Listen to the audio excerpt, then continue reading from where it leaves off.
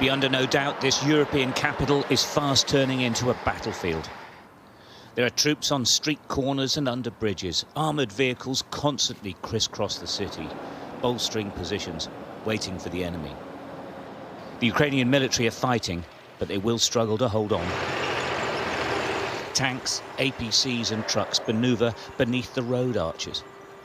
They're attempting to shield themselves from attack from the skies, holding on until the Russian infantry and paratroopers attempt to get further into Kiev by road and on foot. Well, that's the expectation anyway. There's been a huge exodus from the city. Those left behind attempt to thumb lifts, heading west. Others stop passing cars and ask if they're heading their way. More often than not, it's a fruitless hope. The air raid sirens are irregular now. It's scary stuff. With their belongings, they try to hurry off the streets. Most head for the metro stations, trying to get underground. Mums and dads and their little ones, trying to find safety if they can't find a way out. Everyone feels exposed. Everyone feels vulnerable. Well, that's a haunting sound. There's APCs up here.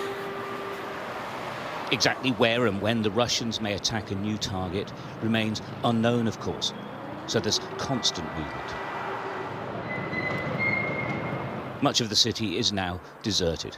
Hardly any people in the centre of town, just a few cars driving between homes or looking for a few shops that are still open.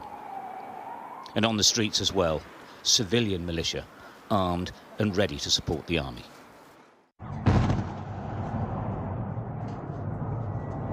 Huge explosions woke everyone in Kiev as the Russian mission continues. Fiery debris falling onto residential buildings below. This is life in Kiev now. The country's president making exactly that point. Коли бомби падають у Києві, це відбувається. When bombs fall on Kiev, it happens in Europe, not just in Ukraine. When missiles kill our people, it is the death of Europeans. I demand greater security for Europe, greater protection for Ukraine as part of a democratic world.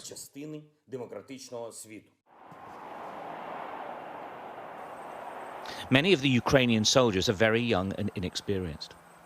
21-year-old Sergei Petroshenko is the only soldier guarding a footbridge. He has fired 16 rounds in his life. Now he waits for the Russians. His home village has already fallen. There are a Russian base in my village. And from my village, they're gonna go here on Kyiv to capture it. Yeah, it's really scary and terrifying. I am called to my parents. They really scared. There's Russians in our village, enemies. There's tanks, heavy vehicle. I hope that they will be fine.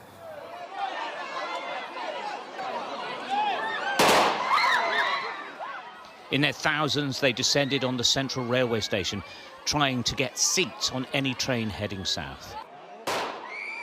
Guards firing into the air, trying to maintain order. It rarely works with people already traumatized. It was chaotic and desperate, but that is what it's like here now.